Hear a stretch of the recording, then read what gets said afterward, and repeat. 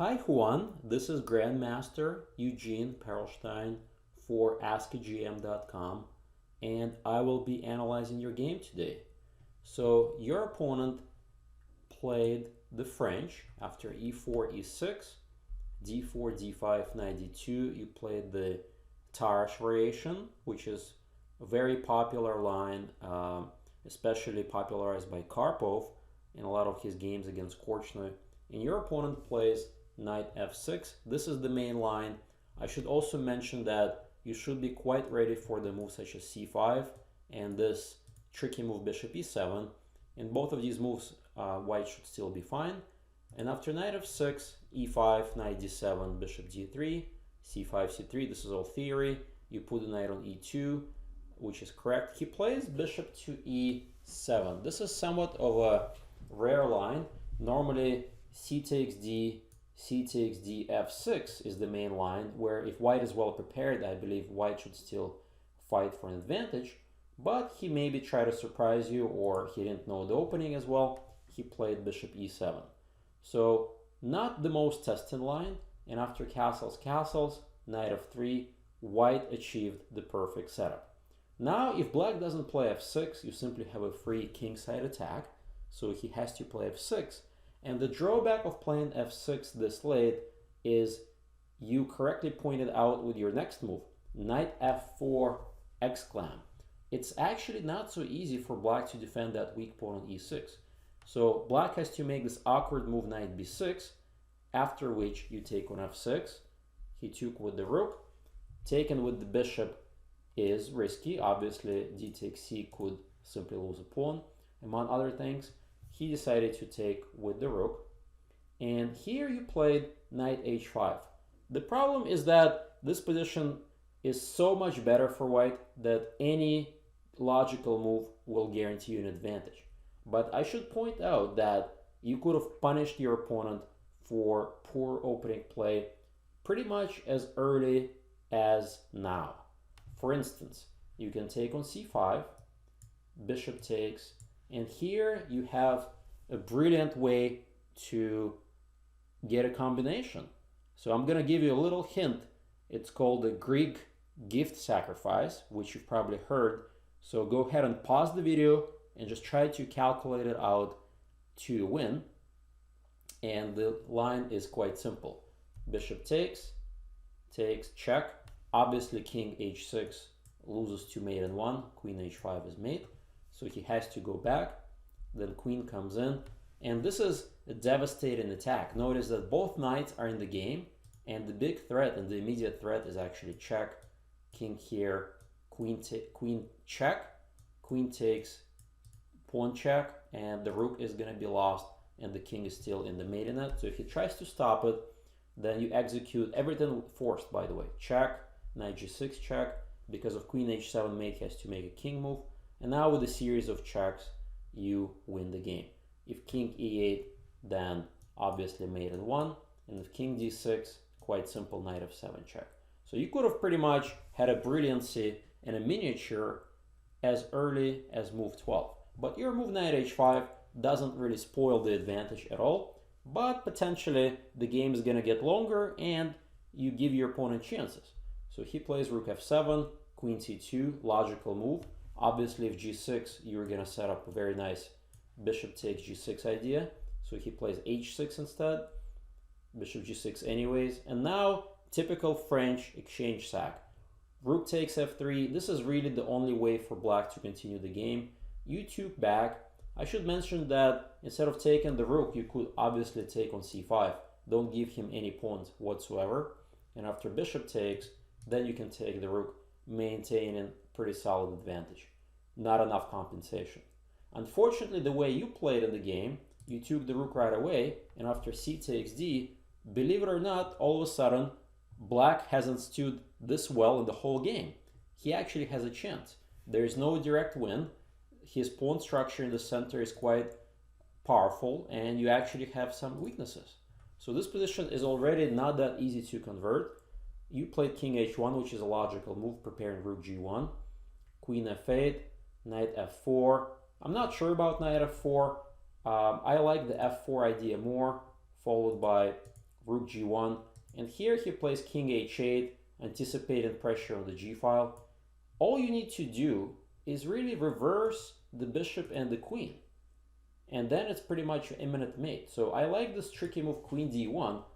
Backwards moves are actually quite difficult in chess, and after he takes, you can take back or simply ignore. Bishop c2, hitting the g pawn, and after bishop f6, queen d3, it's resign town.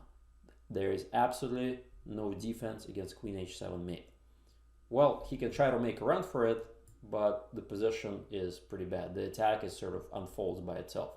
So you can play that way, but the way after you played knight f4, you actually gave your opponent some chances. Queen f6, check, king here, and he could have actually played king h8. I didn't see forced mate after check, king takes bishop. You can do discover check, knight takes e7, but that's not enough.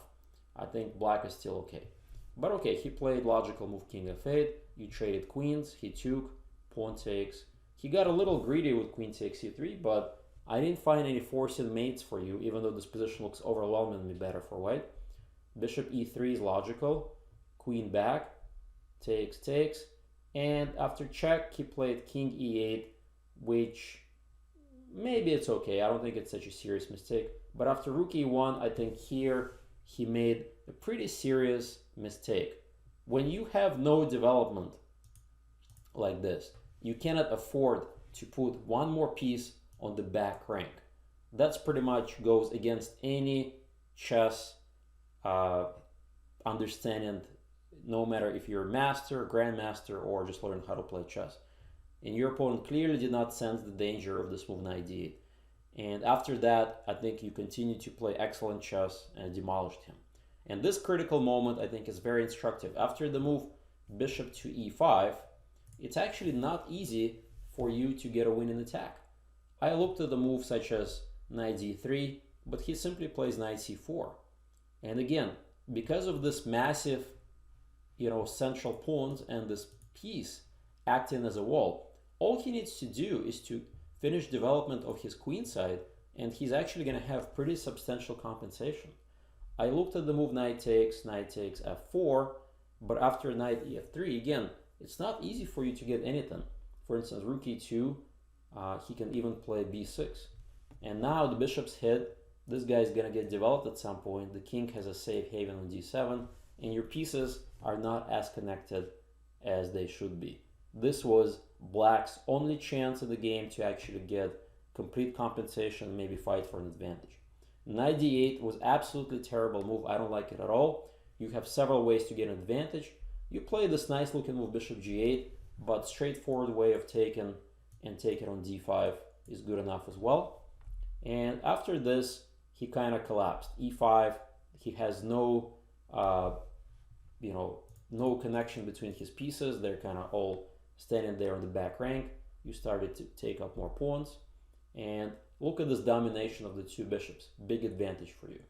And the rest is kind of natural way to try to convert a material advantage. Bishop h3, rook g1, take another pawn, why not?